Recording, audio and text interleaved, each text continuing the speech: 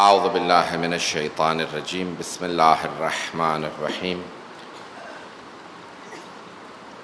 الحمد للہ الذی نور قلوب العارفین بنور معرفتہ واثبت فؤاد انبیائہ واولیائہ بقصص الانبیاء والمرسلین وأكمل إيمان المسلمين والمؤمنين بولاية علي أمير المؤمنين عليه السلام.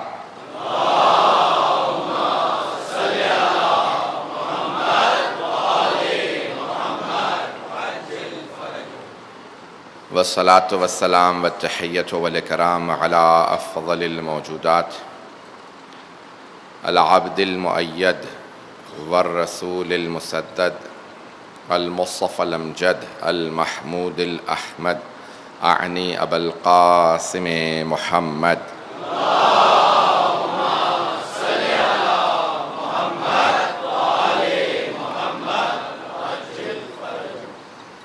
وعلى روحه ونفسه وصاهره ووصيه سید الاتقیاء والاصفیاء مولا الموالی امام المتقین علی بن ابی طالب. اللہم صل علی محمد وآل محمد وعجل فرجه. وعلى اوصیائه لا سیما بقیۃ اللہ فی الارضین روحی وارواح العالمین لتراب مقدمہ الفدا واللعنة الدائمة على أعدائهم أجمعين من الآن إلى قيام يوم الدين.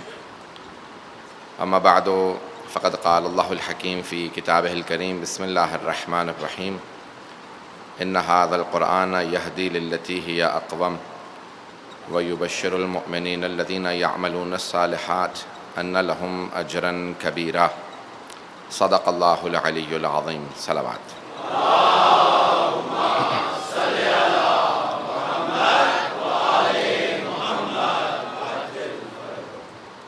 قرآن اور حجت کے عنوان سے سلسلے کی تیسری مجلس ہے. ہم نے کوشش کی کہ فضیلت قرآن سے متعلق آپ کی خدمت میں آیات کی بھی تلاوت کی جائے اور احادیث کی بھی تلاوت کی جائے، ان کی تشریح کی جائے تاکہ معلوم ہو سکے قرآن کی عظمت کیا ہے. اور قرآن کبھی بھی لاوارث نہیں ہو سکتا. جس اللہ نے قرآن کو نازل کیا ہے اسی نے اس کے وارث کو بھی زمین پہ بھیجا ہے تاکہ قرآن کا کوئی مبین بھی ہو، بیان کرنے والا بھی ہو، مفسر بھی ہو، تفسیر بیان کرنے والا بھی ہو، اور اس کے تمام علوم کا جاننے والا اور بیان کرنے والا اللہ کی طرف سے نمائندہ موجود ہو. پیغمبر اسلام پہ قرآن نازل ہوا، آپ نے یتلو علیہم آیاتہ کا مصداق بنے، تمام انسانیت پہ قرآن کی آیات کی تلاوت کی اور لوگوں کا تزکیہ نفس کیا. ہم نے کل وعدہ کیا تھا کہ جس ہستی پہ قرآن کریم نازل ہوا ہے ان سے متعلق آج کی مجلس میں کچھ مطالب پیش کریں گے.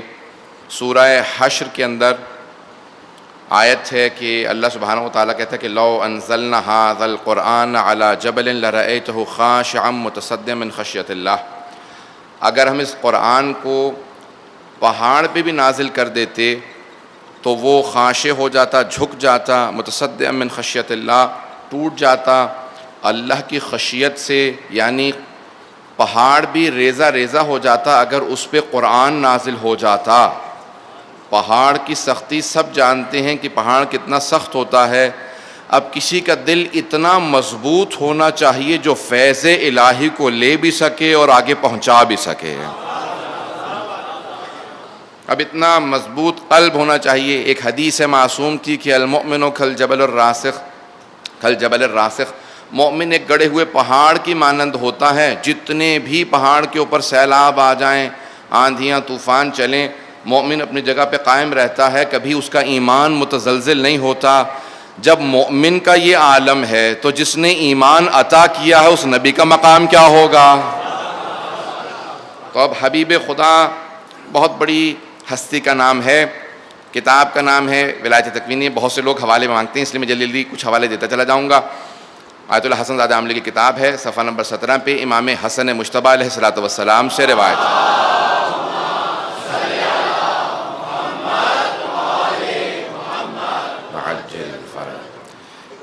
کہ مولا امام حسن مجتبیٰ فرماتے ہیں کہ اللہ سبحانہ و تعالیٰ نے جب تمام دلوں میں سب سے قوی اور مضبوط ہر لحاظ سے مثبت معنی میں رسول خدا کو ہر لحاظ سے سب سے اچھا ان کے قلب کو پایا تو ان کے قلب اطہر کے اوپر قرآن کو نازل کیا.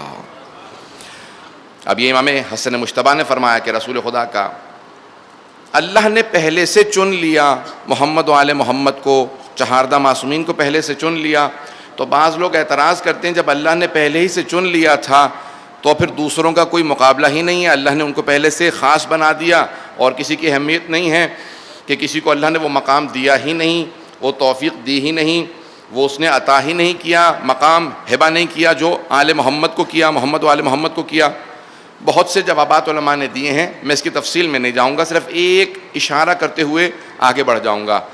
اگر اللہ سبحانہ و تعالیٰ تمام انبیاء کو، تمام اولیاء، اوصیاء، شہداء کو ایک صف میں کھڑا کرتا اور کہتا کہ اب سب کے سب میری اطاعت کے اندر سفر شروع کر دو، جو سب سے زیادہ سفر کر کے مجھ سے قریب ترین ہونا چاہتا ہے وہ سب سے میرا مقرب بھی ہوگا. تو اب جو اطاعت کے اندر علم الہی میں تھا کہ جو اطاعت پروردگار میں سب سے آگے نکل جائیں گے وہ محمد و آل محمد ہے. اگر پہنچا پایا ہوں بات کو.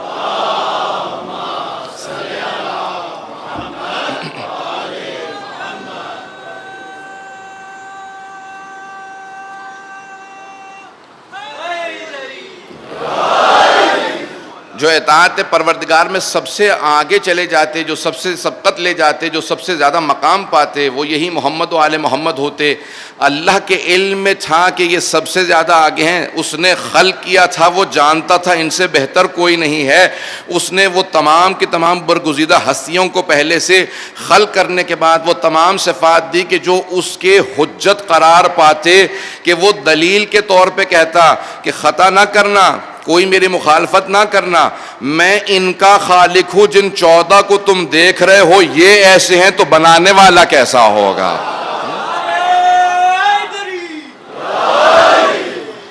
اب آج صرف مجھے حبیب خدا سے متعلق کچھ مطالب پیش کرنے ہیں اور وقت کا لحاظ رکھتے ہوئے تھوڑا سا تیز چلوں گا.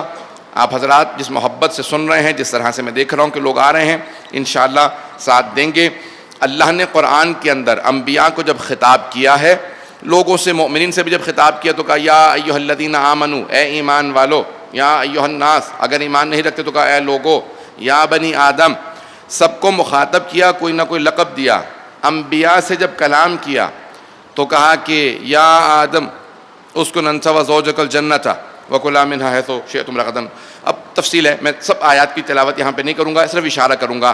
جناب آدم سے کہا اے آدم، آپ کو اور آپ کی زوجہ کو خلق کیا ہے، اس جنت میں رہیں، جو چاہیں کھائیں پئیں، یہ آپ کا مسکن ہے، اس درخت کے قریب مت جائیے گا. لیکن جب پکارا تو کہا یا آدم، نام لے کے جناب آدم کو پکارا.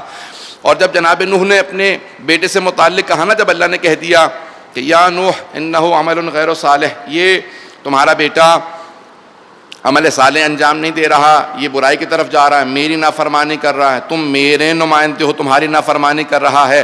تو اللہ نے مخاطب ہو کے کہا بھی، جانتے ہوئے کہ نوح نافرمانی نہیں کریں گے، اپنے بیٹے کو چھوڑ دیں گے، تو تب بھی کہا یا نوح، نوح کہہ کے پکارا. جناب ابراہیم کو کہا کہ آپ صداقت کے بہت بڑے درجے پہ فائز ہے، کہا ابراہیم ایھا الصدیق، اے ابراہیم آپ صدیق ہیں، تو نام ہی لیا. توجہ ہو میں کہ میرے ساتھ. جناب موسیٰ سے جب اللہ نے کلام کیا تو کہا کہ یا موسیٰ، قرآن کے اندر بے انتہا مقامات پہ اللہ نے جناب موسیٰ کو پکارا ہے، اذهب الى فرعون انہ طغی، جاؤ جا کے فرعون کو تبلیغ کرو، وہ طغیان گر ہو گیا ہے، باغی ہو گیا ہے، نافرمانی کرنے لگا ہے، خدائی کا دعویٰ کرنے لگا ہے. جناب عیسیٰ کو جب پکارا تو کہا یا عیسیٰ اانت قلت للناس، اے عیسیٰ کیا تم نے لوگوں سے کہا ہے کہ تمہیں اور تمہاری ماں کو، تمہاری والدہ کو الہین، دو خدا ماننے لگیں. تو جناب عیسیٰ نے فوراً پلٹ کے جواب دیا ان قلت اگر میں نے ایسا کہا ہوتا تو جانتا ہوتا میں تیری طرف سے آیا ہوں، کیسے ہو سکتا ہے کہ خدائی کا دعویٰ کروں؟ یہاں سوال کرنا اللہ اپنے علم میں اضافہ نہیں کر رہا تھا، اللہ یہ بتانا چاہتا تھا کہ جو مجھے نہیں مانتے عیسیٰ کو مانتے ہیں ان سب کو ایک عیسیٰ ہی کی زبانی کہلوا دیتا ہوں، عیسیٰ نے الوہیت کا دعویٰ نہیں کیا ہے۔ اگر عیسیٰ کو مانتے ہو تو عیسیٰ نے الوہیت کا دعویٰ نہیں کیا، عیسیٰ نے کبھی نہیں کہا کہ میں خدا ہوں۔ تو اللہ نے سارے انبیاء کو نام لے کے پکارا ہے۔ اب میں ساری تفصیل میں نہیں جاؤں گا، یوسف و ایھا الصدیق، انبیاء سے متعلق بہت آیات ہیں، چاہوں تو بے انتہا آیات آپ کے سامنے پیش کروں، لیکن عزیزان گرامی یہ صرف 5 انبیاء جو اولو العزم تھے، جناب آدم کا اس میں، جناب یوسف کا چند کا میں نے تذکرہ کر دیا۔ آئیں ذرا اب دیکھتے ہیں اللہ نے انبیاء کو، کیونکہ انبیاء ہیں لیکن اللہ کے بندے ہیں، اس لیے اللہ نے سب کو نام لے کے پکارا ہے، لیکن ہماری لاکھوں روحیں قربان و حبیب خدا پہ کہ اللہ نے پورے قرآن میں کسی ایک مقام پہ بھی رسول خدا کو نام لے کے نہیں پکارا، کسی جگہ نہیں کہا یا محمد۔ اگر اللہ کبھی بھی پکارنا چاہتا تھا کہتا تھا یا ایھا النبی ہے میرے پیارے نبی، یا ایھا الرسول ہے میرے پیارے رسول، یا ایھا المزمل، یا ایھا المدثر، طٰہٰ، یاسین، ہمیشہ القاب سے پکارا۔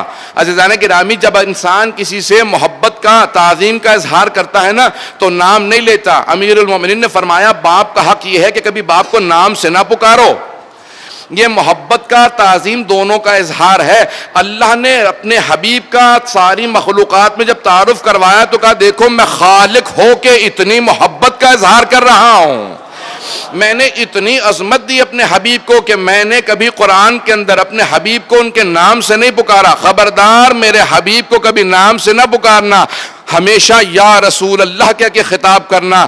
یہ میرے سب سے برگزیدہ ہیں، یہ میرا محبوب ہے، اس کا لقب حبیب ہے، حبیب اللہ ہیں۔ آئیں میں صرف ایک مثال دے کے آگے بڑھنا چاہتا ہوں۔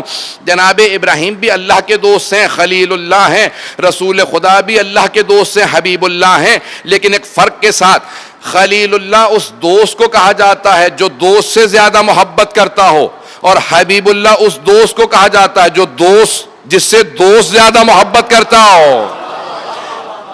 یہ حبیب خدا کا مقام ہے۔ آج مجھے 24 معجزات پیش کرنے ہیں جس کے لیے میں نے ساری تمہید باندھی ہے جو علامہ مجلسی نے حق الیقین میں لکھے ہیں، اور کیونکہ بہت سے برادران کہتے ہیں کہ حوالہ دینے تاکہ ہم لوگ جو بہت سے طالب علم ہیں ان کے لیے آسان رہتا ہے، بحار الانوار میں ہے، اصول کافی میں بھی ظاہراً موجود ہے، لیکن حق الیقین کی جلد نمبر 1 صفحہ نمبر 69 سے میں پیش کر رہا ہوں۔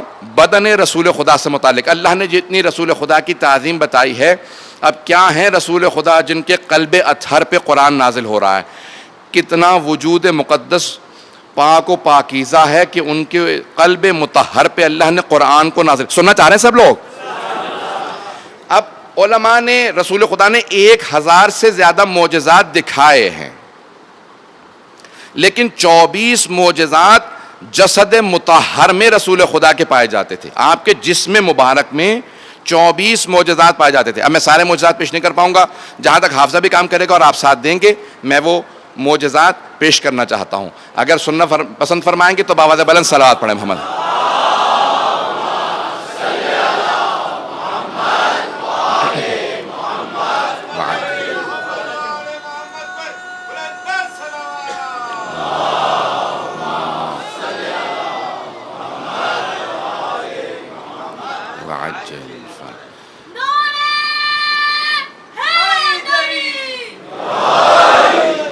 سب کی توجہ چاہوں گا، اس روایت کے علامہ محمد باقر مجلسی نے اپنی کتاب حق الیقین میں لکھا ہے، میں وہاں سے پیش کر رہا ہوں، اور امام جعفر صادق علیہ السلام نے اس کو بیان فرمایا ہے۔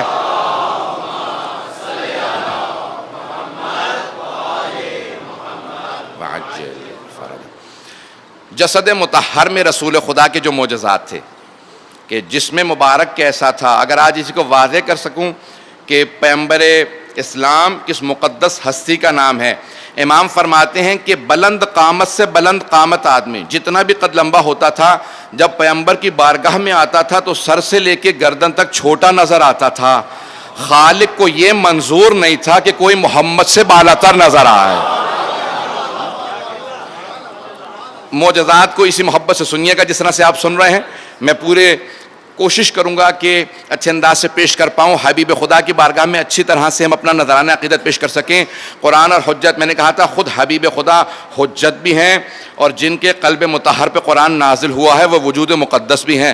تو اب پہلا معجزہ یہ لکھا ہے۔ دوسرا کہ پیغمبر اسلام کے جسم مبارک سے خاص خوشبو آتی تھی جو نہ کسی عطر میں پائی جاتی تھی، نہ کسی پھول میں پائی جاتی تھی، نہ کسی اچھے مقام سے ایسی خوشبو آتی تھی، جو ایک خاص خوشبو پیغمبر کے بدن مطہر سے آتی تھی۔ ایک مخصوص خوشبو تھی کہ جہاں سے گزرتے تھے حتیٰ کفار و مشرکین 1 سے 2 دن تک خود بتاتے تھے کہ یہاں سے محمد گزرے ہوں گے، خوشبو بتا رہی ہے۔ تو اب مجھے کہہ لینے دیں کہ اگر حبیب خدا کے دونوں نواسے جناب سیدہ کے پاس آتے ہیں تو حدیث قصہ کے یہ جملے کیوں کہتے ہیں؟ انی اشم عندک رائحۃ طیبۃ کأنها رائحۃ جد رسول اللہ۔ مادر گرامی، آپ کے پاس سے ویسی خوشبو آ رہی ہے جیسے نانا کے بدن سے آتی ہے۔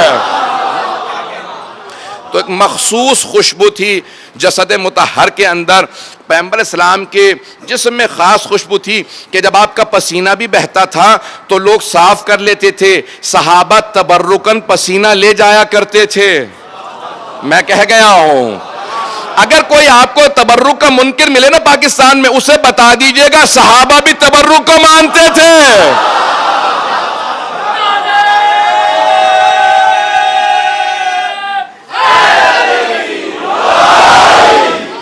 اب رسول خدا ختمی مرتبت صلی اللہ علیہ وسلم کے بدن مطہر سے جو پسینہ بھی آتا اس میں خاص خوشبو تھی، بدن مطہر کی خوشبو بتاتی تھی۔ سن رکھا ہے نا واقعہ، تمام مورخین نے لکھا ہے کہ شب ہجرہ جب جا رہے تھے تو وہ آدمی خوشبو سونگ کے، کھوجی کہا جاتا ہے اردو کے اندر، جو کھوج لگانے کے لیے خوشبو سونگ کے بتاتے تھے کون سا پرندہ گیا ہوگا۔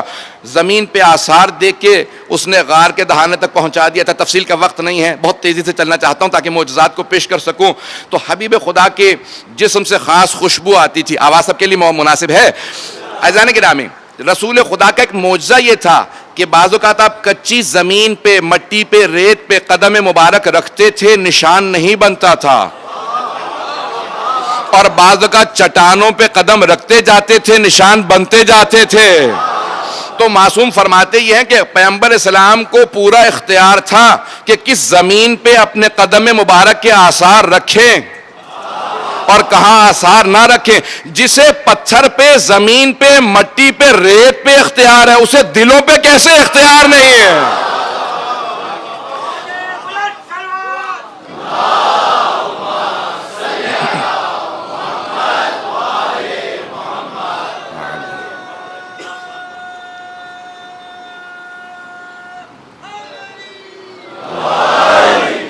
عزیزان گرامی، یہ وجود مقدس رسول خدا ہے۔ اللہ جس دل پہ قرآن نازل کرنے والا ہے، اس وجود کا، ایسا وجود کے جو کائنات کے اندر آج تک دنیا دوبارہ دیکھنے کے لیے ترستی ہے۔ ایک اور جو پیغمبر اسلام کے جسد مطہر سے متعلق لکھا گیا ہے کہ آپ کے لعاب دہن کے اندر ایک ایسی تاثیر تھی کہ اگر کوئی بیمار ہوتا اسے لعاب دہن لگاتے وہ شفا پا جاتا تھا۔ اگر بیمار ہوتا تو شفا پا جاتا، کنویں میں لعاب دہن ڈالتے، پانی کھارا ہوتا تو میٹھا ہو جاتا تھا، اگر کنواں خشک ہوتا تھا تو پانی سے بھر جاتا تھا۔ جس کے لعاب دہن کا اثر یہ ہو، اس کے خون کا اثر کیا ہوگا؟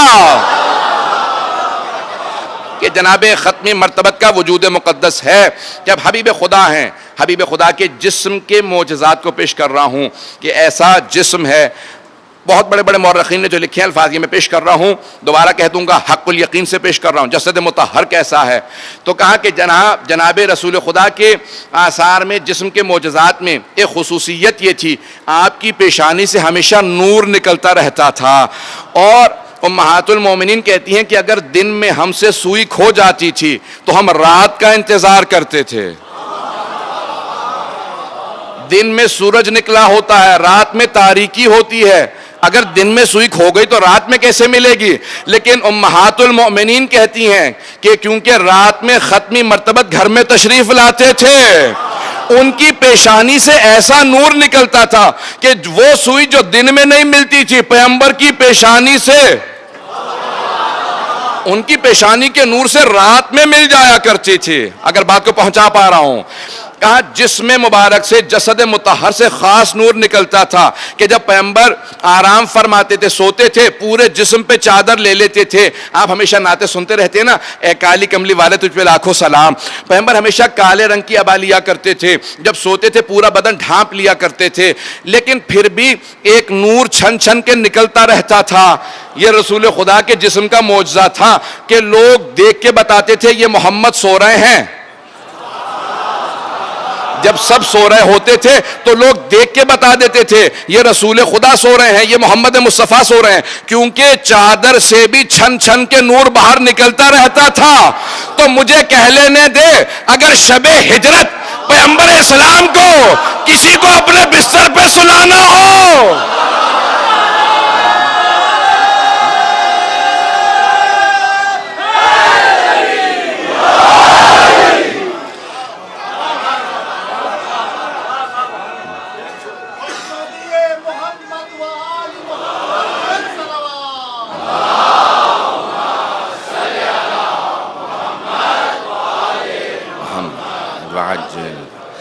تو اب حبیب خدا جس بستر پہ سوتے ہیں، جب چادر لے لیتے ہیں تو چادر سے نور چھن چھن کے نکلتا تھا. دیکھنے والے بتا دیتے تھے یہ محمد سو رہے ہیں. تو مجھے جملہ کہہ لینے دیجئے، حبیب خدا کو کسی کو اپنے بستر پہ سلانا تھا.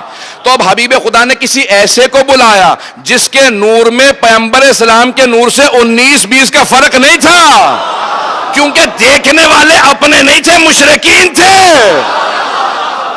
وہ دیکھ کے پہچان لیتے، وہ دیکھ کے پہچان لیتے کہ اس کے نور میں اس کے نور میں فرق ہے. اگر کوئی فرق نکالے بتا دو، مشرکین کو بھی فرق معلوم نہیں ہوتا تھا.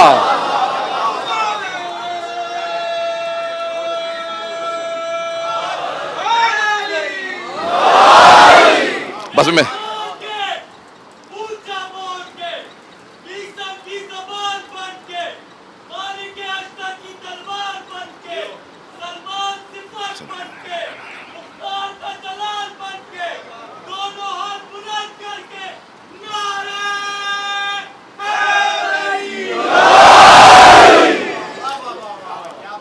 جس محبت سے آپ لوگ سن رہے ہیں، میں جانتا ہوں مجمع بہت بہت دور تک ہے، اس نعرے کی آواز اس تک نہیں جاتی، اس کی وہاں سے نہیں. تو میں پیش کر رہا ہوں مطالب کو، تیزی سے گزروں گا. سب کی محبتوں کے نظر کر رہا ہوں. حبیب خدا جن کے قلب مطہر پہ یہ قرآن نازل ہو رہا ہے، وہ کیسا وجود رکھتے ہیں. عزیزان گرامی، مورخین نے بڑے بڑے جملے لکھے ہیں. کہا کہ حبیب خدا کا ایک معجزہ یہ تھا کہ جس سواری پہ سوار ہوتے تھے وہ راہور ہو جاتی تھی.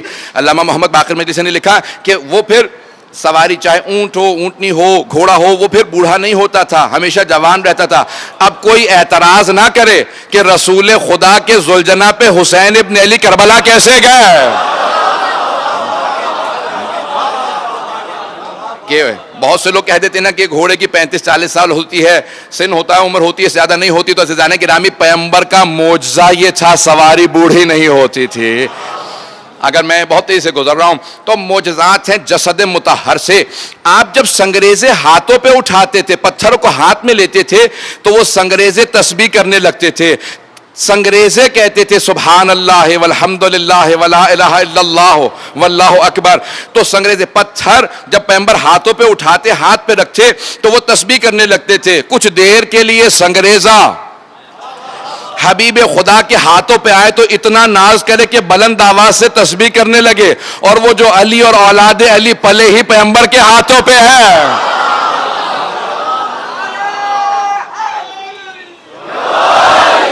یہ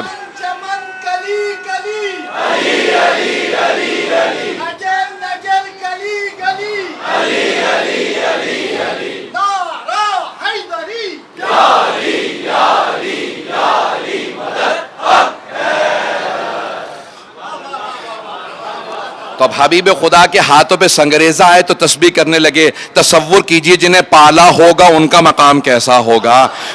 ایک جو معجزہ اکثر کتابوں میں لکھا ہے، تمام شیعہ سنی مورخین نے لکھا ہے کہ پیغمبر اسلام، حتیٰ اورینٹلسٹ جتنے مستشرقین ہیں انہوں نے بھی لکھا ہے کہ جب پیغمبر شام گئے 18 برس کے تھے یا 16 برس کے، اکثر نے لکھا 18 برس کے، تو پیغمبر کے وجود مقدس کا تمام مخلوقات احترام کرتی تھی. حتیٰ جس جگہ سے گزرتے تھے تو درخت جھکنے لگتے تھے. جانور تعظیم میں پیچھے ہٹتے تھے، ان سب کو پتا تھا کہ یہ خاص مخلوق ہے، درخت بھی جھکنے لگتے تھے۔ جناب فاطمہ بنت اسد نے کہا ہے نا، روایات کے اندر یہ الفاظ آئے ہیں مادر امیر المؤمنین نے، جب پوچھا مدینے میں صحابیات نے کہ آپ نے پیغمبر کو پالا ہے، کوئی پیغمبر کے بچپنے کا معجزہ سنائیے۔ کہا میں نے ہمیشہ دیکھا کہ بچپنے میں جب باہر جاتے تھے، بعض اوقات پہاڑ پہ غار میں جاتے، عبادت سے واپس آتے تو پیغمبر کو خرمے بہت پسند تھے، میں بہترین خرمے جمع کر کے رکھ دیا کرتی تھی، کیونکہ پیغمبر کو اچھے خرمے پسند تھے، جو سب سے اچھے خرمے ہوتے میں حبیب خدا کو کھلاتی تھی۔ کہ ایک مرتبہ دوپہر کا وقت تھا، میری آنکھ لگ گئی، اب اچانک جب آنکھ کھلی تو مجھے احساس ہوا کہ یہ رسول خدا کے آنے کا وقت ہے، محمد مصطفیٰ صلی اللہ علیہ وسلم کے آنے کا وقت ہے۔ کہ میں فوراً صحن میں دوڑتی ہوئی گئی تاکہ میں خرمے جمع کر لوں، تو میں نے دیکھا حبیب خدا درخت کو اشارہ کر رہے تھے، درخت جھک جا میں خرمے اتار لوں۔ تو اب جنہوں نے پالا انہوں نے قریب سے دیکھا تھا وجود مقدس حبیب خدا کیسا ہے۔ تو اب جناب فاطمہ بنت اسد نے بہت سے معجزات بیان کیے، لیکن یہ معجزہ جو ہماری تمام کتابوں میں ہے، حق الیقین سے پیش کر رہا ہوں کہ آپ کے تعظیم میں درخت جھک جایا کرتے۔ ایک اور معجزہ جو لکھا ہے، میں ترتیب بھول چکا ہوں، کتنے معجزات میں نے پیش کر دیے، کتنے باقی ہیں۔ ایک معجزہ حبیب خدا کا لکھا ہے کہ حشرات الارض آپ کے وجود پہ بیٹھتے نہیں تھے، مکھیاں مچھر، جب بہت سے لوگ شکایت کرتے تھے کہ اس مقام پہ بے انتہا مکھیاں ہیں مچھر ہیں، یا رسول اللہ یہ آپ کے پاس نہیں آتے؟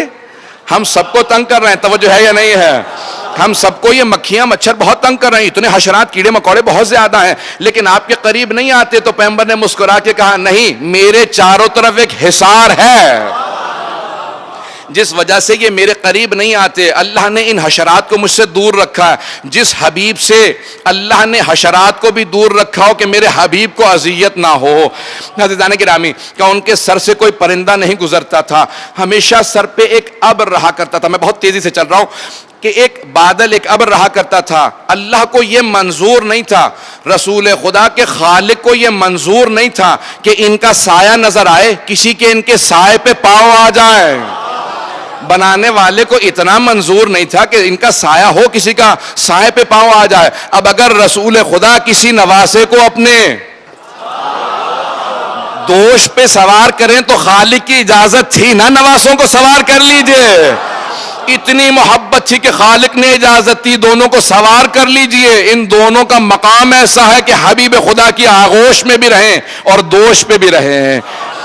یہ محبت ہے رسول خدا کی کہ آپ نے اپنے دونوں نواسوں کو اس محبت سے پالا ہے۔ عزیزان گرامی، معجزات جسد مطہر سے متعلق ایسے لکھے ہیں۔ اب سوچئے یہ قرآن کتنی مقدس کتاب ہے کہ اللہ نے اس کو فیض قرار دیا ہے، اور یہ فیض نازل ہوا ہے فیض مقدس کے دل پہ۔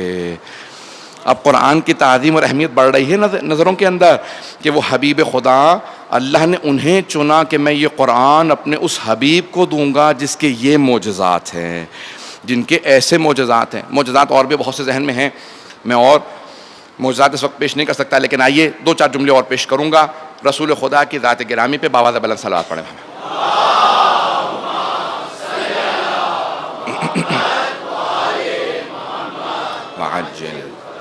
عزیزان گرامی، اب جب پیغمبر اسلام کے قلب مطہر کے اوپر قرآن نازل ہوتا ہے، میں کچھ حوالہ جات دینا چاہ رہا تھا حبیب خدا سے متعلق دوسری کتابوں سے، تاکہ معلوم ہو کہ آج بھی توریت اور انجیل میں، زبور میں رسول خدا کے حوالے موجود ہیں، چاہے وہ ان آیات کو پڑھنے کے بعد کہیں کہ ہم نہیں جانتے اس کا مصداق کون ہے، لیکن اللہ نے تمام کتابوں میں حبیب خدا کا ذکر کیا ہے۔ فارقلیتا یا انگلش میں اور جو گریک زبان ہے اس میں رسول خدا کو پیراکلیٹی لکھا گیا ہے۔ تو اللہ نے قرآن کے اندر کہا ہے کہ انجیل میں جناب رسول خدا کا نام احمد سے آیا ہے۔ آپ فارقلیتا کا جب ترجمہ کریں گے نا اس زبان سے، یونانی زبان سے یا عبرانی زبان سے عربی کے اندر، تو وہ فارقلیتا جب منتقل ہو کے عربی میں آتا ہے تو احمد بنتا ہے۔ ایک اور یہاں پہ بات روک کے کہہ رہا ہوں، جناب ختمی مرتبت کی والدہ گرامی حضرت آمنہ سلام اللہ علیہا نے اللہم صلی اللہ علیہ وسلم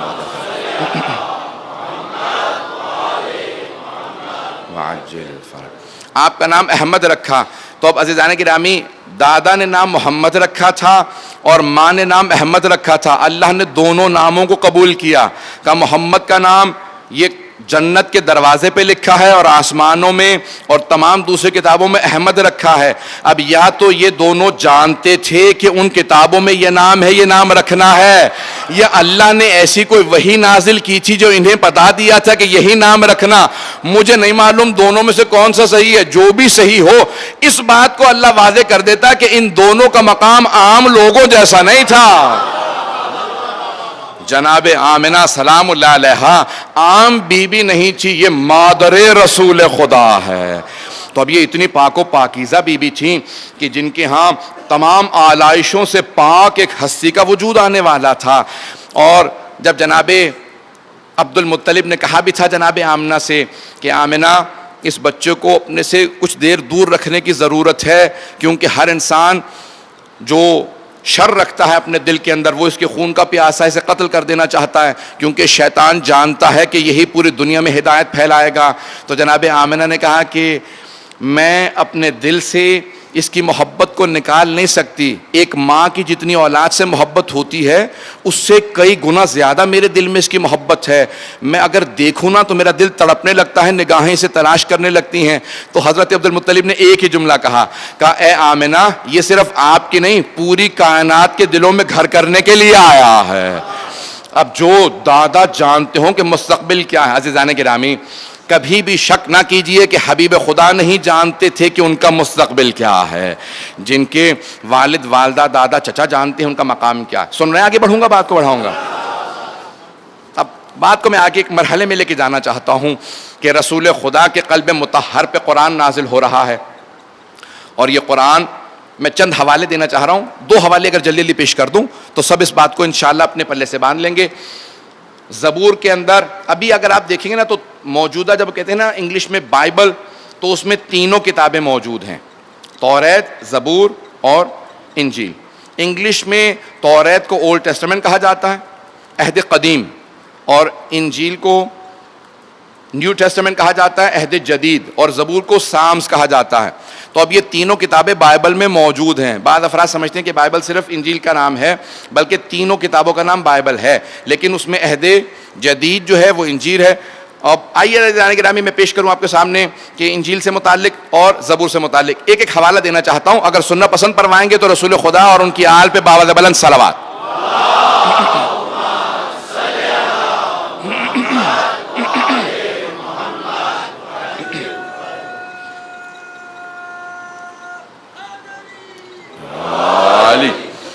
عزیزان گرامی آج تک ان حوالوں کا جواب شاید میں نے گزشتہ برس پیش کیا ہو, اب میرے ذہن میں نہیں ہے. میں مجالس اتنی کثرت سے پڑھ رہا ہوں کہ بعض اوقات ذہن میں نہیں رہتا کون سی بات کہاں میں نے پیش کی ہے. لیکن آج تک کوئی یہودی یا عیسائی بھی اس حوالے کا جواب میرے سامنے نہیں لا سکا. اس حوالے کو امام علی بن موسیٰ رضا علیہ السلام نے اپنے ایک مناظرے میں پیش کیا.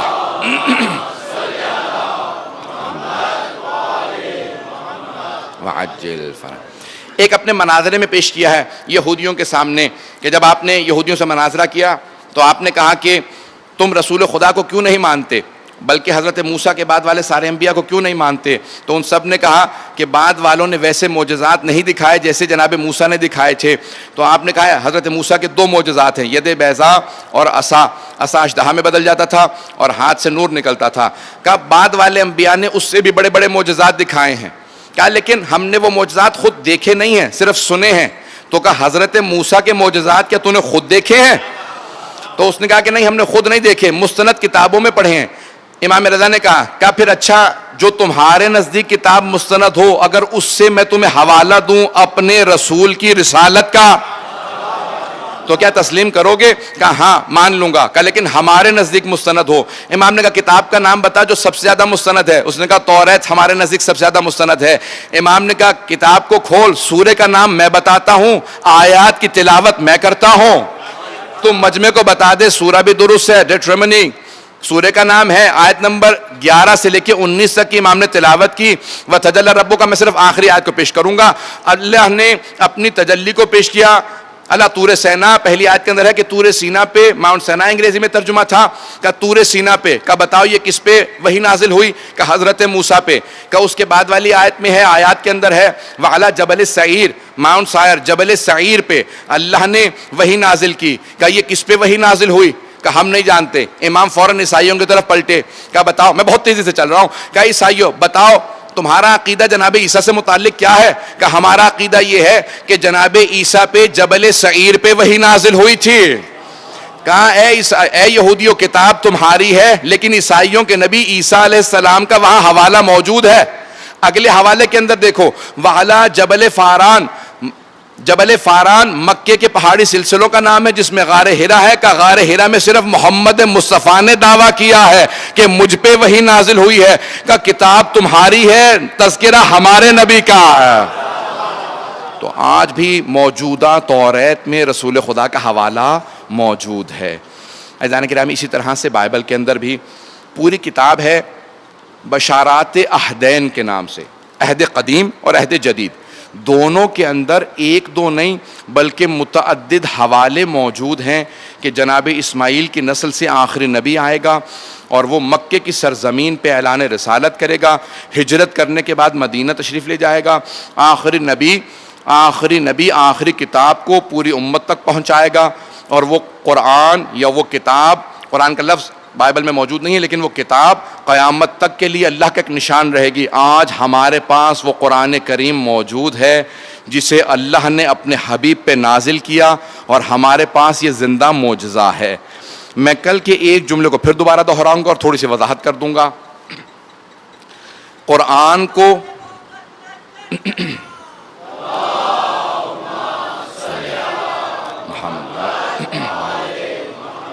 واجل 5 سے 7 منٹ کی زحمت دوں گا، اس کے بعد مسائل پہ آ جاؤں گا، سب کی توجہ میرے ساتھ ہو۔ میں جانتا ہوں لوگ بہت بہت زحمت کر کے مجالس میں تشریف لا رہے ہیں، جناب سیدہ آپ تمام کا آنا قبول فرمائے۔ عزیزان گرامی، میں مسلسل ایک جملے کو دہرا رہا ہوں اور کوشش کروں گا اس عشرے کے اندر اس جملے کو مسلسل دہراتا رہوں۔ کاغذ اور سیاہی کا نام قرآن نہیں ہے۔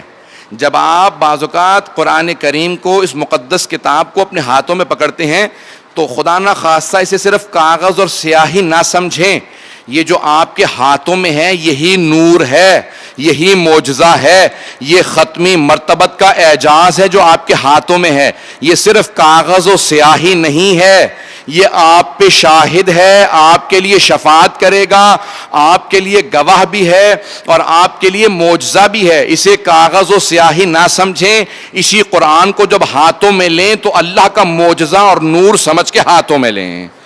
میں اس بات کو ہر روز کوشش کر رہا ہوں کہ پہنچاؤں، اگر یہ بات منتقل ہو جائے، پروردگارہ مجھے اتنی طاقت دے کہ میں بات منتقل کر پاؤں اپنے بھائیوں تک، خصوصاً اپنے نوجوان بھائیوں تک، بچوں تک، کہ یہ قرآن کریم۔ علامہ طباطبائی ان کے شاگرد کہتے ہیں، بڑے بڑے علماء، کہ جب قرآن کریم رحل میں ان کے سامنے رکھا ہوتا تھا اور وہ کھڑے ہونا چاہتے تھے تو پہلے قرآن کو اٹھا کے کسی بلند جگہ پہ رکھتے تھے، پھر کھڑے ہوتے تھے۔ جب شاگردوں نے پوچھا آقا رحل میں ہے، فرش پہ نہیں رکھا، رحل میں رکھا، تو آپ کھڑے ہو سکتے تھے۔ کہا کہ میں نہیں چاہتا کہ میں اپنے آپ کو قرآن سے اونچا سمجھنے لگوں، قرآن بہت مقدس ہے۔ عزیزان گرامی، میرے بھائیوں، اس کی عظمت کا سمجھنا بہت ضروری ہے۔ دوسرے، اس کی آیات کی تلاوت کرنا، یہاں پہ صرف ایک روایت پیش کرنا چاہتا ہوں اور سب کی توجہ خاص طور سے اس روایت کی طرف چاہوں گا۔ الامالی شیخ توسی کتاب الامالی، وہاں سے پیش کر رہا ہوں۔ کوشش کرتا رہوں گا کہ جہاں جہاں پہ جو بات پیش کروں اس کا حوالہ دے دوں۔ شیخ توسی کہتے ہیں کہ صحابی رسول ہیں سعد ابن معاذ، جنہیں قرآن حفظ نہیں تھا، پڑھنا بھی نہیں آتا تھا، لکھنا پڑھنا نہیں جانتے تھے، لیکن تاجر تھے، بہت پیسے والے تھے، جہاد کا خرچہ دیتے تھے، جنگوں کے لیے اسلحہ لے دیتے تھے۔ جب ان کا انتقال ہوا، خلاصہ کر کے پیش کر رہا ہوں، جب انتقال ہوا تو پیغمبر اسلام ان کے جنازے میں ننگے پاؤں آئے، نعلین مبارک کے بغیر۔ سن رہے ہیں غور سے؟ حبیب خدا، رسول خدا حضرت سعد بن معاذ رضی اللہ عنہ کے جنازے میں ننگے پاؤں آئے، بغیر نعلین مبارک کے۔ صحابہ نے کہا یا رسول اللہ، آپ بغیر نعلین کے آئے؟ کہا کیونکہ 80,000 ملائکہ موجود ہیں سعد کے جنازے میں. 80,000 ملائکہ موجود ہے سعد کے جنازے میں. میں نہیں چاہتا تھا کہ نالین سمیت ملائکہ کے قدموں پہ قدم رکھ دوں, اس لیے میں نے اپنے نالین نہیں پہنے. کہا یا رسول اللہ اتنے ملائکہ کیوں نازل ہوئے سعد کے جنازے میں, اتنے فرشتے کیوں نازل ہوئے؟ کہا کہ سعد قرآن نہیں پڑھ سکتے تھے دیکھ کے, اور قرآن حفظ بھی نہیں تھا, تو سعد نے ایک عادت بنا لی تھی کہ جیسے ہی صبح کاروبار کے لیے نکلتے تھے تو سورہ اخلاص کی تلاوت شروع کر دیتے تھے, اور جب شام کو پلٹتے تھے تب تک سورہ اخلاص کی پورے دن تلاوت کرتے رہتے تھے, سورہ قل هو اللہ احد کی, سورہ توحید کی, سورہ اخلاص کی. کہ سورہ اخلاص کی اس کثرت سے تلاوت کی وجہ سے اللہ نے اتنے فرشتوں کو ان کے جنازے میں بھیجا ہے. بعض اوقات انسان کو احساس نہیں ہوتا کہ انسان سمجھتے چھوٹا سا سورہ ہے, یہ چھوٹی سی آیت ہے, اس کا اثر کیا ہوگا. آیات کا, الفاظ کا, قرآن کی تسبیحات کا, صلوات کا, چھوٹی چھوٹی چیزوں کا اتنا اثر ہوتا ہے انسان کی زندگی پہ کہ انسان زندگی میں اس کا اندازہ لگا ہی نہیں سکتا, انسان اندازہ نہیں لگا سکتا. اب میں یہاں روک ایک جملے کو کہوں کہ اگر جناب سعد ابن معاذ کے جنازے میں 80,000 فرشتے آئے ہیں جو پیغمبر کو مانتے ہیں, تو اب آپ تصور کر سکتے ہیں آل محمد کے جو جنازے تھے, چاہے لوگ آئے ہوں نہ آئے ہوں, سوچئے کہ ان جو تابوت کو برآمد کیا جاتا تھا تو کتنے تعظیم میں ملائکہ نازل ہوتے ہوں گے. میں ایک روایت یہاں پیش کرنا چاہتا ہوں, خصوصاً ان لوگوں کے لیے جو زیارت پہ جا رہے ہیں, ہمیں بھی دعا میں یاد رکھیں گے, اور جو نہیں جا سکے وہ آج جناب سید الشہداء سے عہد کریں کہ اگر آپ کبھی بھی مہلت دیں گے تو ہم فوراً زیارت کے لیے آئیں گے, تاخیر نہیں کریں گے. توفیق نصیب ہوتی ہے تو انسان اسرع وقت میں زیارت کرے. امام کے الفاظ ہیں 8ویں امام کے اور 6 امام کے. میں آج ایک روایت دیکھ رہا تھا کہ جو چاہتا ہے جنت اس کا گھر ہو تو پھر مظلوم کی زیارت نہ چھوڑے, ترک نہ کرے. تو سوال کرنے والے نے سوال کیا کہ مولا مظلوم سے مراد کون ہے؟ کہ جب ہم صرف مظلوم کہیں تو حسین ابن علی مراد ہیں, کہ وہ سب سے زیادہ مظلوم ہے.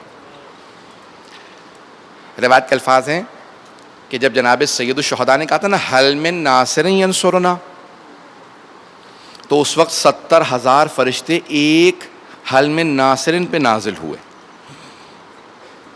بہت پیاری روایت ہے. میں جب پڑھتا ہوں نا تو دوبارہ فوراً دل چاہتا ہے کہ زیارت کے لیے چلا جاؤں.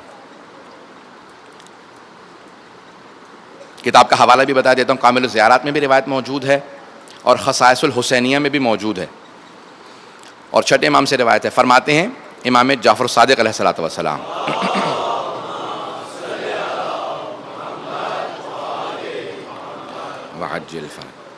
فرماتے ہیں کہ جب جناب سید الشہداء نے کہا نا حل من ناصر ینصرنا, تو ہر دفعہ جب آپ نے کہا اس کا ایک نیا اثر ہوا. خود امام سجاد نے کہا بابا جان میں نصرت کے لیے حاضر ہوں, تو آپ نے کہا نہیں بیٹا آپ امامت کے وارث ہیں, امامت کا بچانا لازم ہے. جب دوبارہ کہا نا حل من ناصر ینصرنا, جناب علی اصغر نے اپنے آپ کو گہوارے سے گرا دیا تھا. لیکن ایک مرتبہ جب آپ نے کہا حل من ناصر ینصرنا تو 70,000 ملائکہ نازل ہوئے. 6 امام فرماتے ہیں جب وہ نازل ہوئے نا تو سب نے کہا کہ لبیک یا حسین حسین, ہم آپ کی بارگاہ میں حاضر ہیں, اگر آپ کو ہماری نصرت چاہیے تو ہم سب حاضر ہیں. تو سید الشہداء نے ایک جملہ کہا نہیں, میں اتمام حجت کر رہا ہوں تاکہ روز قیامت لشکر یزید سے کوئی یہ نہ کہہ سکے حسین نے مدد کے لیے ہمیں بلایا نہیں تھا, اپنی طرف دعوت نہیں دی تھی, مجھے اے فرشتوں تمہاری مدد نہیں چاہیے. 6 امام فرماتے ہیں وہ 70,000 ملائکہ رک گئے. اللہ نے کہا قیامت تک کے لیے کربلا میں رہو اور حسین کے جسد مطہر کا طواف کرتے رہو, تم حسین کے اس حرم کا طواف کرتے رہو. کہا اور 6 امام فرماتے ہیں کہا کہ وہ فرشتے جو طواف کر رہے ہیں نا قیامت تک کے لیے, امام حسین پہ گریہ کرنے والوں کو ان کا ثواب منتقل ہوتا رہتا ہے, وہ ثواب منتقل ہوتا رہتا ہے. تو کہا 70,000 فرشتے نازل ہوئے. عزیزان گرامی, بے انتہا روایات ہیں جناب سید الشہداء کی زیارت سے متعلق. یہ مہینہ جناب سید الشہداء کو یاد کرنے کا مہینہ ہے. میں آج ایک مرحوم آیت اللہ شیخ جعفر شوشتری کی کتاب میں دیکھ رہا تھا روایت, تو وہ کہہ رہے تھے کہ اگر آپ فرش عزا پہ آتے ہیں اور آپ کا دل پہلے سے مصائب کے لیے تیار ہوتا ہے کہ کوئی ایک لفظ کہے اور میں رونے لگوں، تو سمجھ لو سید الشہداء کا خاص کرم ہے، سید الشہداء کی عنایت ہے، یہ ایمان کی علامت ہے کہ جتنا ایمان کا درجہ بلند ہوتا چلا جائے گا، مصائب سید الشہداء میں اتنا گریے کی آواز بلند ہوتی چلی جائے گی۔ میں ایک جملے کو کہوں گا کہ سید الشہداء پہ رونے میں کبھی کوئی بخل نہ کرے۔ میں ہمیشہ ایک جملے کو دہرایا کرتا ہوں، مجھ پہ اور آپ پہ رونے میں پابندی نہیں ہے، امام کی بہنوں پہ پابندی تھی۔ جب وہ روتی تھی نا تو انہیں تازیانے مارے جاتے تھے، رونے نہیں دیا جاتا تھا۔ میں آج بہت سوچ رہا تھا کون سے پہلو کو پیش کروں گا، تو میں نے کہا کہ ہاں، میں نے اب تک سید الشہداء کی مدینے سے روانگی پیش نہیں کی ہے، آج پیش کر دوں۔ تو اتنے مصائب ہیں اس روانگی کے اندر، اتنے مصائب ہیں کہ اگر صرف ایک ہی مصائب کو پیش کروں تو کم نہیں ہوتے۔ تو میں سوچ رہا تھا تھوڑے تھوڑے سے جملے پیش کر دوں گا سید الشہداء کی روانگی کے۔ جب آپ نے ذہنوں میں ہے نا کہ مروان نے اور ولید نے بلا لیا امام کو، امام نے یہ نہیں کہا کہ میں نہیں آؤں گا، جانتے تھے بیعت کے لیے بلا رہے ہیں، لیکن کہا کہ نہیں، میں کسی کو مہلت نہیں دینا چاہتا کہ وہ یہ کہے حسین نے پہل کی تھی، انکار کر دیا تھا آنے سے۔ جب انہوں نے بلایا، کہا کہ بیعت کیجئے، بیعت کے لیے جب بلایا نا، تو جناب سید الشہداء جب جانے لگے تو جناب زینب کو پتہ چلا کہ مروان نے حسین ابن علی علیہ السلام کو بلایا۔ جناب زینب سے برداشت نہیں ہوا، فوراً برقع لیا، کہا اے عبداللہ ابن جعفر طیار، آپ کی اجازت ہے میرے بھائی کو مروان نے بلایا، میں بھائی سے مل لوں؟ کہا آپ اجازت ہے، فوراً آئے۔ کہا بھیا اکیلے مت جائیے گا، مروان نے آپ کو بلایا، اکیلے مت جائیے گا۔ تو جناب سید الشہداء نے کہا کہ مدینہ میرا جائے شہادت نہیں ہے اور مروان میرا قاتل نہیں ہے۔ کہا لیکن میرے ایک دل میں اضطراب سا ہے۔ تو ایک مرتبہ دونوں بیٹوں سے کہا کہ میرا بھائی جا رہا ہے، تم دونوں میرے بھائی کی حفاظت کرنا۔ پھر ایک مرتبہ بلایا، کہا عباس، اے علی اکبر، قاسم، 18 جوانان بنی ہاشم کو بلایا، کہا کہ میرے بھائی کے ساتھ جاؤ۔ مروان نے بلایا، تم ساتھ رہنا۔ ایک مرتبہ جناب سید الشہداء چلے، جیسے ہی پہنچے نا دارالامارہ پہ، گورنر ہاؤس پہ پہنچے مروان کے، تو ایک مرتبہ جناب عباس نے کہا آقا کیا حکم ہے، ہم آپ کے ساتھ آئیں اندر؟ کہا کہ نہیں عباس، آپ دروازے پہ رک جائیے، اگر میری آواز بلند ہو تو آ جائیے گا۔ بس یہ اشارہ دیا سید الشہداء نے، آواز اگر بلند ہو تو آ جائیے گا۔ اب وہاں پہ اس نے بیعت کا مطالبہ کیا، سید الشہداء نے کہا جب تو بیعت مانگ رہا ہے تو تنہائی میں کمرے بند کر کے بیعت کیوں مانگ رہا ہے؟ اگر اچھا کام ہے تو مسجد نبوی میں سب کے سامنے مجھ سے بیعت مانگ۔ تو مروان نے جیسی دوبارہ بیعت کا مطالبہ کرنا چاہا، ولید نے کہا یہ بیعت نہیں کرے گا، ابھی اگر ہو سکے تو اس کا گلا کاٹ دو۔ اشارہ کرنا تھا، جناب سید الشہداء کو جلال آیا، بلند آواز سے کہا یبن الزرقاء انت تقتل الیم، ہوا کیا تو میرا قتل کرے گا یا میرا یہ قتل کرے گا؟ بلند آواز سے جملہ کہنا تھا۔ جناب عباس نے آواز سنی، دروازہ کھولنا چاہا، دیکھا دروازہ اندر سے بند ہے، اپنا بازو دروازے پہ مارا، دروازہ گرا دیا، اپنی نیام میں تلوار کو کھینچا اور فوراً کہا آقا کیا حکم ہے، ان میں سے کس کا مقابلہ کرنا ہے؟ جناب سید الشہداء نے ایک جملہ کہا عباس یہ نانا کا شہر ہے، تلوار کو واپس رکھ لو۔ کہا آقا حکم کیا ہے؟ یہ 18 بنی ہاشم کے جوان موجود ہیں، میں ایک سوال کروں گا، آج امام حسین کی صرف آواز بلند ہوئی تھی، 18 جوان سامنے آ گئے، عصر عاشور میں امام حسین کہہ رہے ہیں کوئی میری مدد کو آئے۔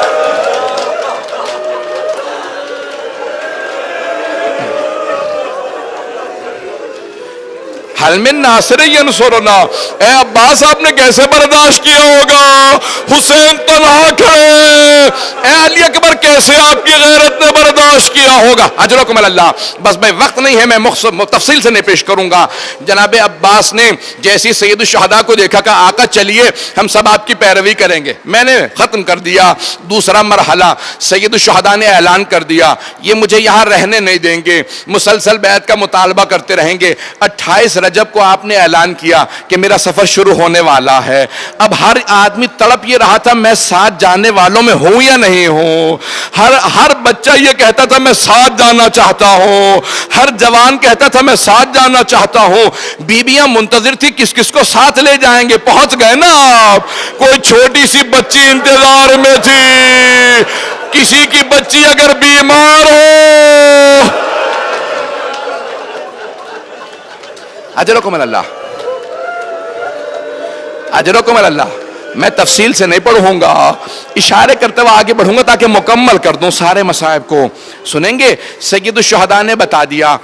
عباس میں نے فہرست تیار کر رکھی ہے، جس جس کا نام بتاؤں گا اس کو کہہ دینا وہ آ جائے، بس وہی جائے گا. عباس آپ پانی تیار کر لیجئے گا.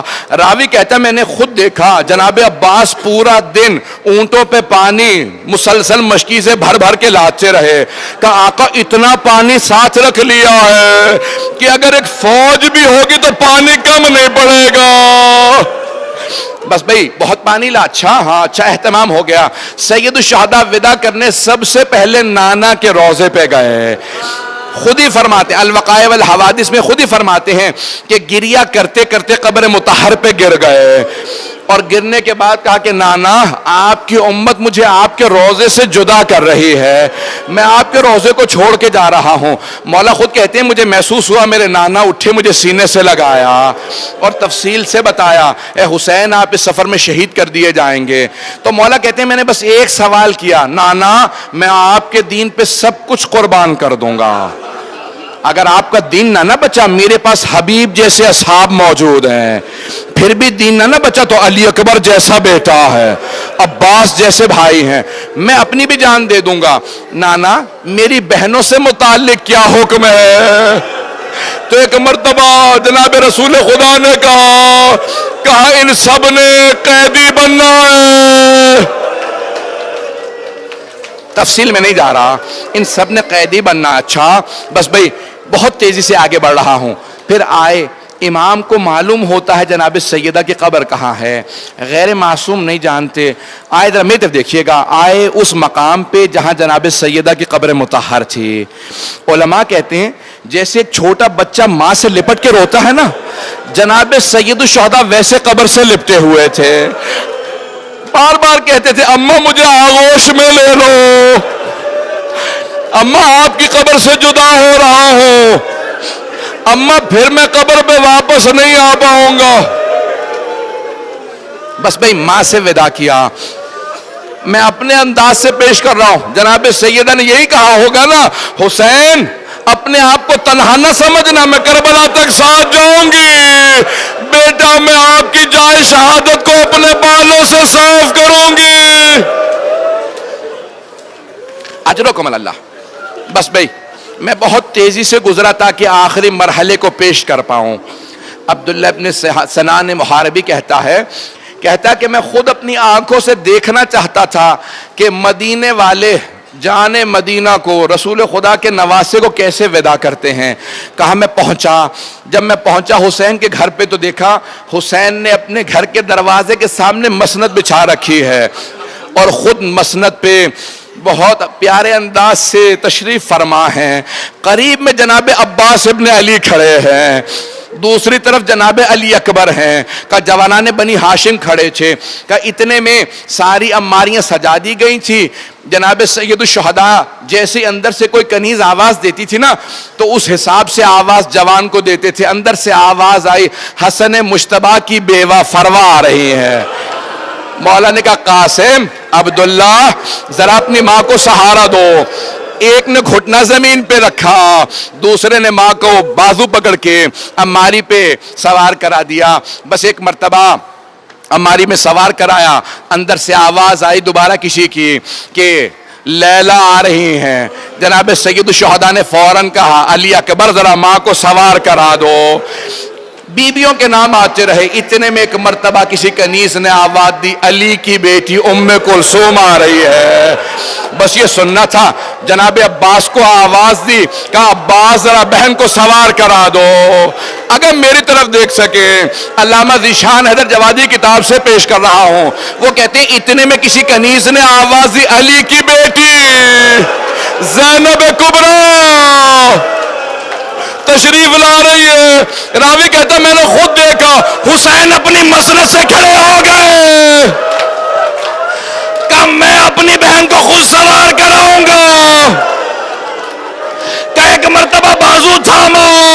کہ بھیا مجھے معاف کر دو، آج میں آپ سے سوار نہیں ہونا چاہتی۔ مولا نے کہا عباس آگے بڑھو، بہن کو سوار کرا دو۔ کہا عباس رک جاؤ، آج آپ سے بھی نہیں۔ کہا علی اکبر، کہا نہیں علی اکبر، ہونا محمد۔ کہا بھیا آج مجھے وہ سوار کرائے جو 11 محرم کو رسیوں میں میرا بازو تھامے گا۔ مولا نے آواز دی میرے سجاد بیٹے کو بلاؤ۔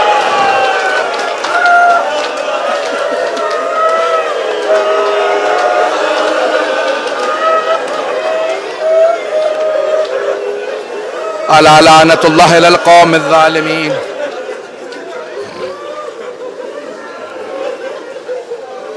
وَسَيَعْلَمُ الَّذِينَ ظَلَمُوا أَيَّ مُنْقَلَبٍ يَنْقَلِبُونَ۔ مختصر سے دعا کراؤں گا، میں نے سارے مصائب کو چھوڑ دیا، صرف ایک پہلو کو پیش کیا۔ آپ نے سن لیا نا، جو 11 محرم کو زنجیروں کے ساتھ۔ ایک آپ سے سوال کرنا چاہتا ہوں، آج یہ بیبیاں جا رہی ہیں، کون کون موجود تھا؟ سارے جوان موجود تھے، لیکن جب یہی بیبیاں واقعہ کربلا کے بعد مدینے واپس آئیں تو سب سے پہلے جناب ام کلثوم نے ہاتھوں کو بلند کیا کہ مدینہ جدنا لا تقبلینا، او نانا کے شہر مدینہ اب ہمیں قبول نہ کرنا، ہماری گودیں اجڑ گئی، ہمارے بھائی مارے گئے، نہ حسین نہ عباس۔ بہت تڑپ رہی ہیں یہ بیبیاں، جب واپس آ رہی ہے کسی بیوی کا جی نہیں کرتا کس طرح سے مدینے میں جائیں۔ میں ایک واسطہ دینا چاہتا ہوں پروردگارہ، واسطہ اس لحظے کا جب امام سجاد نے قافلے کو روک دیا اور کہا بشیر مدینے والوں کو خبر کر دو حسین کا قافلہ واپس آ گیا ہے۔ تو بشیر نے مسجد نبوی میں اعلان کیا، الا یا اہل یثرب لا مقام لکم بہا قتل الحسین بکربلا۔ اب حسین کربلا میں مارے گئے، اب نہ میرے سینے میں پڑھنے کی طاقت ہے نہ آپ میں سننے کی۔ میں ایک جملے کا واسطہ دینا چاہتا ہوں، اگر پیش کر پاؤں، سنیں گے؟ ہاتھوں کو بلند کر کے میری طرف رخ کیجئے گا۔ روایت کے الفاظ ہیں، کسی نے حضرت محمد حنفیہ کو بتایا کہ آپ کے بھائی حسین کا قافلہ واپس آ گیا۔ حضرت محمد حنفیہ نے کہا کہ میں خود بھائی کا استقبال کروں گا۔ گھوڑے پہ سوار ہوئے، بہت تیزی سے پہنچے مدینے سے باہر، دیکھا کہ کوئی سفید ریش ہے، ہاتھ میں حضرت عباس کا علم ہے۔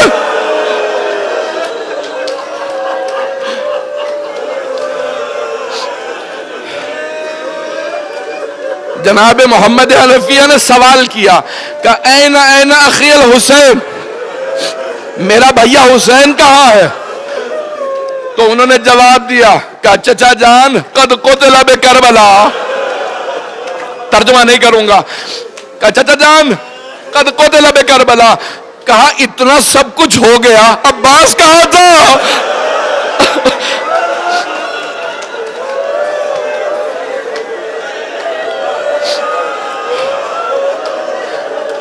تو امام سجاد نے پلٹ کے کہا کہ چچا جان وہ بھی مارے گئے۔ جب سنا نا وہ بھی مارے گئے تو اب کہا میں آپ سے اور کچھ نہیں پوچھوں گا، بس ایک سوال کا جواب دے دیں۔ جب میرا بھائی حسین کربلا گیا تھا نا تو علی کی بیٹیاں ساتھ گئی تھی، مجھے اتنا بتا دو میری بہنوں کا کیا ہوا؟ امام سجاد نے پلٹ کے کہا کہ چچا جان انہیں شرابی کے دربار میں لے جایا گیا۔ جناب محمد حنفیہ اپنے گھوڑے کی پشت سے گر گئے۔ میرے تو دیکھیے کہ میں آخری جملے کہہ رہا ہوں، میں اتنا لمبا مسئلہ پڑھنا نہیں چاہ رہا تھا. امام سجاد بڑی تیزی سے آگے بڑھے, چچا کا سر اٹھا کے زانوں پہ رکھا, کہا چچا کبھی بازاروں میں کبھی گلیوں کے اندر اس طرح سے بھی گر کے رویا جاتا ہے, گھر چل کے روئیں گے. ایک جملہ کہا جناب محمد حنفیہ نے, کہا آپ کون ہیں, مجھے بار بار چچا کیوں کہتے ہیں؟ کہا چچا آپ نے پہچانا نہیں, چچا میں سید سجاد.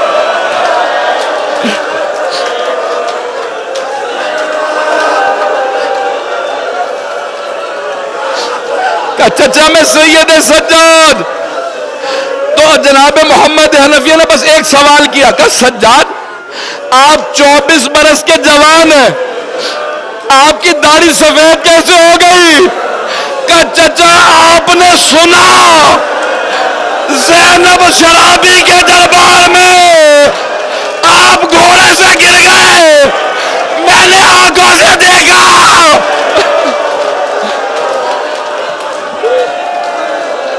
ماتم حسین